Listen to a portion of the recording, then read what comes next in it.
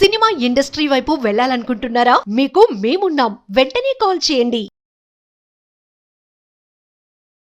Welcome to Suman TV. నేను మీ Suman TV Nag. Kolkata ఇన్సిడెంట్కి సంబంధించినటువంటి వాటిల్లో ఇవాళ జూనియర్ డాక్టర్స్ నిరసన, అంటే 42 రోజులుగా చేసినటువంటి నిరసన మొత్తం కొద్ది రోజులు ఆపుదాము, దీనికి బ్రేక్ ఇద్దామని చెప్పేసి అనటం జరిగింది. అయితే దానికి గల ప్రధాన కారణాలు ఏంటి అనేటువంటి విషయంతో పాటు Sandeep Ghosh, RG Kar medical hospital ex principal, అతని మీద ఈరోజు ఈడీ రైట్స్ మళ్ళీ జరగడం చూసాం మనం. అయితే వాటికి సంబంధించినటువంటి కీలక అంశాలు ఏంటి, అండ్ ఏ విధంగా చూసుకున్నా కూడా ఈ రోజుకి కనుక మనం చూసుకుంటే ఒక కొత్త ఆఫీసర్ను కూడా ఈ విషయంలో నియమించడం జరిగింది. సో ఆ విషయాలు ఏంటి అనేది ఈరోజు మనతో పాటు హైకోర్టు అడ్వకేట్ రవీంద్రనాథ్ గారు ఉన్నారు. వారి మాటలోనే అడిగి తెలుసుకుందాం. Hello sir. హాయ్ అండి నాగరాజ్ గారు. ఈ కేసుకు సంబంధించి ఆల్మోస్ట్ 42 రోజులుగా జూనియర్ డాక్టర్స్ చేసినటువంటి, అంటే జస్టిస్ కోసం చేసినటువంటి పోరాటం ఏదైతే ఉందో అభినందనీయం అని చెప్పేసి చెప్పాలి. అయితే కొంత పార్షియల్ బ్రేక్ మాత్రం వాళ్ళొక స్టేట్మెంట్ని పాస్ చేయడం జరిగింది. అండ్ ఇవాళ మళ్ళీ ఈడీ రైట్స్ కూడా జరిగాయి. వీటికి సంబంధించినటువంటి కీలక అంశాలు ఏంటి సార్? నాగరాజ్ గారు, గడిచిన 42 రోజుల పాటు ఏకధాటిగా నిరసన చేస్తున్నటువంటి జూనియర్ డాక్టర్లు ఎట్టకేలకి ఈరోజు వాళ్ళ సమ్మెను విరమించే ప్రయత్నం చేశారు. ఈరోజు మధ్యాహ్నం 3 గంటలకు స్వాస్థ్య భవన్ దగ్గర నుంచి CGO ఆఫీస్ వరకు కంటిన్యూగా ఏకధాటిగా కలకత్తా నగర వీధులంతా కూడా వాళ్ళు జై కేతనాన్ని ఎగరవేసుకుంటూ సాయంత్రం 6 గంటలప్పుడు మనం చూసాం. జస్ట్ ఇప్పుడే వాళ్ళు entire mobile torch lights on చేసుకుని ఒక క్యాండిల్ మార్చ్ అనేది ఎంటైర్ నగర వీధులు మొత్తం కూడా స్వాస్థ్య భవన్ దగ్గర నుంచి CGO ఆఫీస్ వరకు కొన్ని వేల మంది కలకత్తా నగర పురవీధులు మొత్తం కూడా జస్టిస్ అభయ అన్నటువంటి ఒక విజయ గర్వంతో ఈరోజు వాళ్ళు చేసిన నిరసన దీక్ష నిజంగా అభినందనీయమండి. ఎందుకంటే వాళ్ళు ఎంత చివరి వరకు కూర్చున్నారంటే వాళ్ళ కోరికలు, వాళ్ళు ఏదైతే ప్రధానంగా అడిగినటువంటి డిమాండ్స్ అన్నీ కూడా మొదట్లో చేసినప్పుడు రకరకాల హింసలు పెట్టే ప్రయత్నం చేసిందే మమతా బెనర్జీ గవర్నమెంట్. అయినప్పటికీ కూడా మొక్కవోని దీక్షతో వాళ్ళు చేసినటువంటి, అకుంఠిత దీక్షతో వాళ్ళు చేసినటువంటి ఏదైతే ఈ సాహస విజయయాత్ర అని ఏదంటే అంటామో, దీనికి సంబంధించి వాళ్ళు అనుకున్న డిమాండ్స్లో ప్రధానమైన డిమాండ్స్, ముందు సిపిని రాజీనామా చేశారు, హెల్త్ ఆఫీసర్స్ని రాజీనామా చేయించారు. అందరినీ చేయించినప్పుడు కూడా చివరిగా వాళ్ళ యొక్క భద్రతకు సంబంధించి కూడా మమతా బెనర్జీ ముందు సీఎంతో మీటింగ్స్ జరిగాయి. జనరల్గా ఎక్కడైనా ఇప్పటివరకు ఈ స్వతంత్ర పోరాటంలో ఈ 78 సంవత్సరాలుగా ఉన్నటువంటి ఈ భారతదేశ స్వతంత్ర పోరాటంలో ఎక్కడ కూడా మనం చూడనటువంటి ఒక కొత్త విషయానికి, ఒక కొత్త శకానికి నాందివాచకం పలికినటువంటి గొప్ప అద్భుతమైన దృశ్యం ఈరోజు మనకి కలకత్తా నగరంలో కనిపించింది. ఏంటంటే ఈవెన్ చీఫ్ మినిస్టర్తో ఆ చర్చలు జరిగిన తర్వాత కూడా వాళ్ళు ఎక్కడ కూడా తగ్గకుండా మరలా మా భద్రతకి మీరు పూర్తి హామీ ఇవ్వాలి, అది నోటి వాక్యాలతో కాదు, మాకు కమిట్మెంట్తో ఇవ్వగలిగితేనే మేము తీసుకుంటామని చెప్పారు. జనరల్ బాడీ మీటింగ్ పెట్టారు. మీటింగ్లో ఈరోజు వాళ్ళు ఏం చేస్తారంటే, రేపు శనివారం నుంచి మేము మరలా యథావిధిగా మా డ్యూటీస్ చేస్తాం, కానీ మళ్ళా కొన్ని కండిషన్స్ పెట్టారు. మీరు రిలీజ్ చేసినటువంటి నోటు కూడా ఇంప్లిమెంటేషన్ అయితేనే, ఇది కేవలం పాక్షికంగా విరమిస్తున్నాం, ఇది మా విజయయాత్రే కానీ పాక్షికంగా విరమిస్తున్నాం. ఓపీడీ సేవలు అంటే అవుట్ పేషెంట్ డిపార్ట్మెంట్లో కానీ, ఓటీ సేవలు అంటే ఆపరేషన్ థియేటర్లో జరిగే సేవల్లో మాత్రం మేము పెద్దగా పార్టిసిపేట్ చేయం, అత్యవసర సేవల్లో మాత్రమే పార్టిసిపేట్ చేస్తాం అని చెప్తూ ఒక విజయగరంతో మొత్తం ఎంటైర్ కలకత్తా నగరం మొత్తం కూడా వాళ్ళు ఒక ప్రదక్షిణ 40 కిలోమీటర్లు అండి, కంటిన్యూ 40 కిలోమీటర్స్ నగర యాత్ర మొత్తం కూడా వాళ్ళు చేసి ఒక విజయయాత్రను చూసాం. ఎప్పుడో బహుశా మనం పుట్టలేదేమో, స్వాతంత్ర పోరాటంలో కలకత్తా నగర వీధుల్లో ఇటువంటి దృశ్యాల్ని మన పూర్వీకులు చూశారేమో, బహుశా అటువంటి దృశ్యాన్ని ఈరోజు మనం చూస్తుంటే ఒళ్ళు గుగ్గురుపాటు చెందుతుంది. నాగరాజు గారు, దీనికి సంబంధించి నేను కొన్ని వ్యాఖ్యలు రాసుకున్నాను, మీకు నేను చదివి వినిపించే ప్రయత్నం చేస్తాను. నాగరాజు గారు, సహనానికి కూడా ఒక సరిహద్దు ఉంటుంది. 42 రోజుల పాటు జస్టిస్ అభయ కోసం పోరాడిన జూనియర్ డాక్టర్లు సమాజంలో న్యాయం కోసం నిలబడితే గలం ఎప్పుడూ విరిగిపోదు. చీకట్లో వెలుగు కోసం పోరాడిన జూనియర్ డాక్టర్లు నేడు విజయజ్యోతి వెలిగించారు. విరామం లేకుండా సాగిన ఈ దీక్ష కేవలం ఒక దీక్ష ఉద్యమం కాదు, ఆత్మగౌరవం కోసం జరిగిన మహాయుద్ధం. ప్రజల కోసం, రోగుల కోసం, దేశ ఆరోగ్య వ్యవస్థ కోసం చేసిన త్యాగం ఈరోజు తమ న్యాయమైన గలాన్ని ప్రపంచానికి వినిపించిన రోజు. తమ హక్కుల కోసం 42 రోజుల పాటు పోరాడిన జూనియర్ డాక్టర్లు ఎట్టకేలకు విజయాన్ని సాధించారు, ప్రభుత్వాన్ని అప్రతిక్షితంగా కదిలించారు. వీరి దీక్ష కేవలం ఒక నిరసన కాదు, ఒక చైతన్య రాగం. న్యాయం కోసం పోరాడే ప్రతిగలం ఎప్పటికీ నిశ్శబ్దం కాదు. జస్టిస్ ఫర్ అభయ ఒక నినాదం కాదు, అది యువ వైద్యుల పయనానికి ప్రతీక. రేపటి నుండి ఆపరేషన్ థియేటర్లో ఏప్రాన్స్ వేసుకున్న యోధులు, జస్టిస్ అభయ కోసం నిలబడ్డ సేనాధిపతులు. ప్రతి పాయింట్ మీద ప్రభుత్వానికి గట్టిగా నిలబడ్డ వీరు కేవలం డిమాండ్స్ గెలుచుకోవడం ఒక్కటే కాదు, ప్రతి యువతకు స్ఫూర్తినివ్వాలనే మిషన్ కూడా పూర్తి చేశారు. వీరికి ధన్యవాదాలు తెలియజేయడం మాత్రమే కాదు, శిరస్సు వంచి మన గౌరవం తెలియజేయాలి. ఇది ప్రతి భారతీయుడి యొక్క గెలుపు. ధైర్యం దాటిగా ఉంటే గెలుపు మన పాదాల చెంత ఉంటుంది.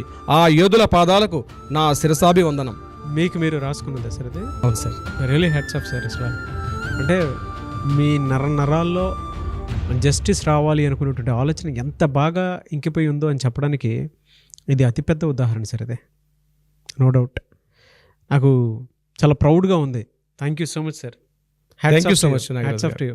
ఎందుకంటే చాలామంది మనతో పాటు ట్రావెల్ అయినటువంటి ప్రతి ఒక్కరూ కూడా ఇప్పుడు ఈ 42 days మనం చేసినటువంటి వీడియోస్ కంటిన్యూగా ఏవైతే ఉన్నాయో ఫర్దర్గా కూడా వీటికి సంబంధించినటువంటి వాటిల్లో ఏ అప్డేట్ వచ్చినా కూడా చేస్తాం. కానీ బట్ ఎందుకో మనసుకి చాలా తృప్తిగా అనిపించింది. మనసు లోతుల్లో నుంచి గుండె కదిలేలాగా రాసుకున్నారు సార్.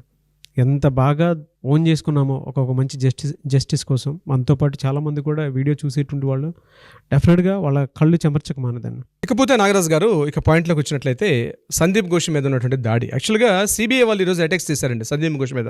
అంటే సెకండ్ టైం రైట్స్ అది అతని ఇంటి పైన దాడి చేశారు.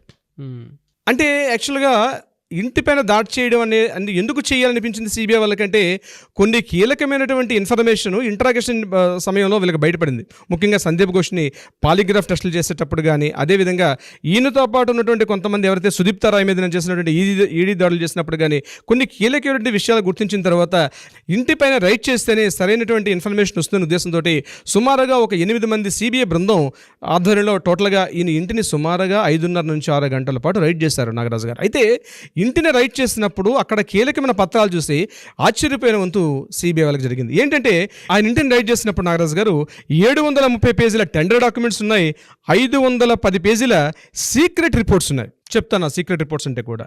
ఇది కాకుండా వెరీ ఇంట్రెస్టింగ్ పాయింట్ 288 పేజీల ఆర్టీఐ ఫైలింగ్స్, ఆర్టీఐ చేసినటువంటి అప్లికేషన్స్ అవి నేను మీకు వివరిస్తాను. మీకు ఇవి ఒక పేపర్స్ అక్కడ ఆయన ఇంట్లో దొరికాయి.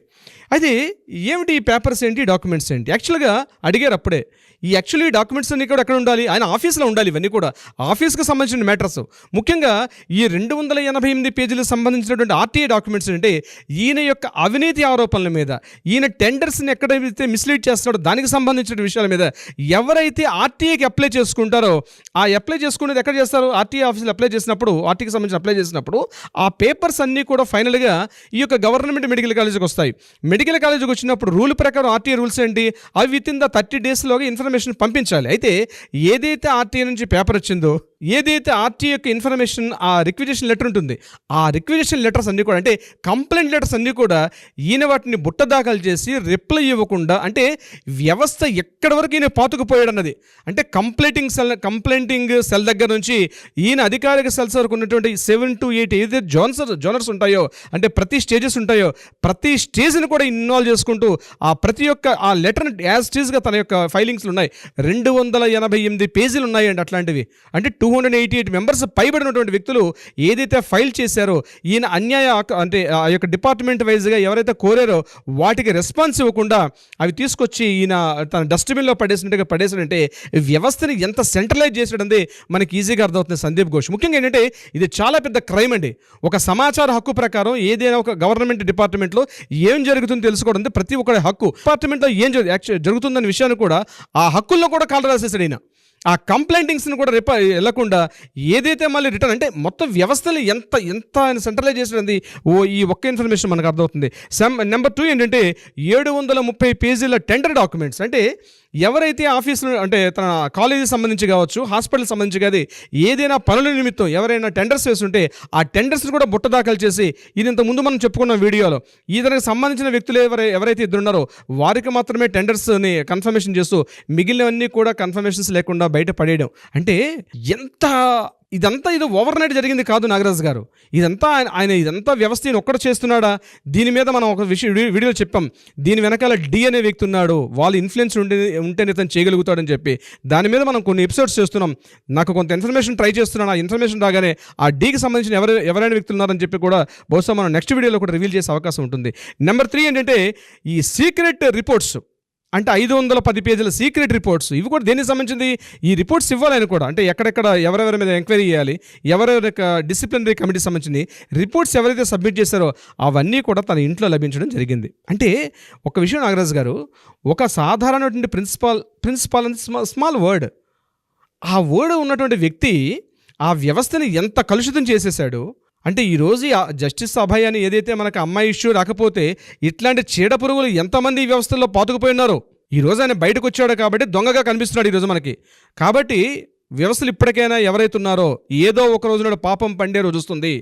దీనికి ఒక ఎగ్జాంపుల్ డెఫినెట్గా ఇది తీసుకుని మాట్లాడుకోవాల్సింది. దీని గురించి మనం ఒక ప్రత్యేక ఎపిసోడ్ చేయాలి. దీనికి సంబంధించి ఈ వ్యవస్థల్లో, ప్రభుత్వ వ్యవస్థల్లో అవినీతి అక్రమాలు ఎలా ఉంటాయండి ప్రత్యేకంగా ఒక వీడియో చేద్దాం మనం దీనికి సంబంధించి నాగరాజు గారు. అయితే ఇంపార్టెంట్ పాయింట్ అంటే ఈరోజు ఈ డాక్యుమెంట్స్ అన్ని తీసుకుంటే సిబిఐ వాళ్ళు మళ్ళీ ఈ పేపర్స్ అని తీసుకొని వెళ్ళడం జరిగింది ఇంట్రాగేషన్స్ నిమిత్తం. ముఖ్యంగా వెస్ట్ బెంగాల్ మెడికల్ కౌన్సిల్ ఈరోజు ఆయన యొక్క డాక్టర్ అన్నటువంటి వర్డ్ని కూడా క్యాన్సిల్ చేశారు నాగరాజు గారు. అంటే ఈ రోజు నుంచి డాక్టర్ సందీప్ ఘోష్ ప్రిన్సిపాల్ కాదు, ఆల్రెడీ ఎక్స్ ప్రిన్సిపాల్ అయినా ఈరోజు డాక్టర్ సందీప్ ఘోష్ అనే వర్డ్ ఇంకా డాక్టర్ అనే రాసుకోవడానికి కూడా బహుశా ఆయనకి ఈరోజు నుంచి అర్హత లేదు.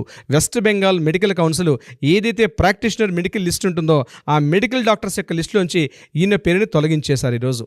ఆల్రెడీ ఎన్ఎంసీ వాళ్ళు ఇంతకుముందు తొలగించారు, వెస్ట్ బెంగాల్ మెడికల్ కౌన్సిల్ కూడా ఈరోజు తొలగించేశారు. కాబట్టి ఈ రోజు నుంచి సందీప్ ఘోష్ మాత్రమే, ఈయన డాక్టర్ సందీప్ ఘోష్ కాదు.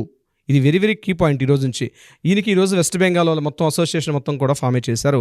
ఇది ఒక కీలకమైనటువంటి ఒక సంఘటన జరిగింది ఈరోజు సిబిఐ దర్యాప్తులో. ఇంకొక ఇంపార్టెంట్ పాయింట్ ఏంటంటే సుప్రీంకోర్టు గైడ్లైన్స్ ప్రకారం పేరెంట్స్, అభయ పేరెంట్స్ ఎవరైతే ఉన్నారో వాళ్ళ రిక్వెజేషన్ ప్రకారం సుప్రీంకోర్టు గైడ్లైన్స్ ప్రకారం ఈ రోజు నుంచి వికీపీడియా కూడా ఇన్ఫార్మ్ చేశారు. గూగుల్ సంబంధించిన వికీపీడియాలో గూగుల్లో ఎక్కడ కూడా అభయ్ యొక్క పేరు కానీ, అభయ్ యొక్క ఇమేజెస్ కానీ, అభయకు సంబంధించిన వీడియోస్ కానీ, అభయకు సంబంధించిన ఏదైతే సంఘటనా స్థలంలో అభయకి జరిగిన అన్ని అత్యాచారం మీద ఒక మనం మార్ఫింగ్ చేసిన సంఘటనలు కానీ ఏది కూడా ఎక్కడా పబ్లిష్ కాకూడదు.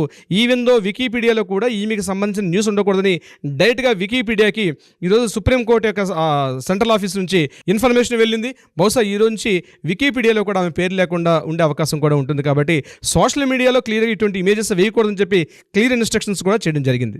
అందుకే డే 1 నుంచి కూడా మన దానికి సంబంధించినటువంటి వాటిలో చాలా జాగ్రత్తలు తీసుకుని వెళ్తూ ఉన్నాం. అది క్లియర్గా లీగల్ డిపార్ట్మెంట్ ప్రకారం ముందుంది. బహుశా మనం కూడా ఏ వీడియోలో కూడా ఎక్కడ మనం చేయలేదండి. బట్ ఏదేమైనా sir, we want justice, we demand justice. దీనికి సంబంధించినటువంటి వాటిలో నాకు తెలిసి తక్కువ టైంలోనే ఒక మంచి జస్టిస్ అయితే చూడబోతున్నాం అనుకున్నటువంటి హోప్ అయితే ఉంది. ఎందుకు అని అంటే సిబిఐ తన పని తను చేస్తుంటే కోర్టు తన పని తను చేసుకుంటూ వెళ్ళిపోతూ ఉంది. అంటే చట్టం తన పని తను చేసుకుంటూ వెళ్ళిపోతుందని చెప్పడంలో ఏమాత్రం సందేహం లేదు.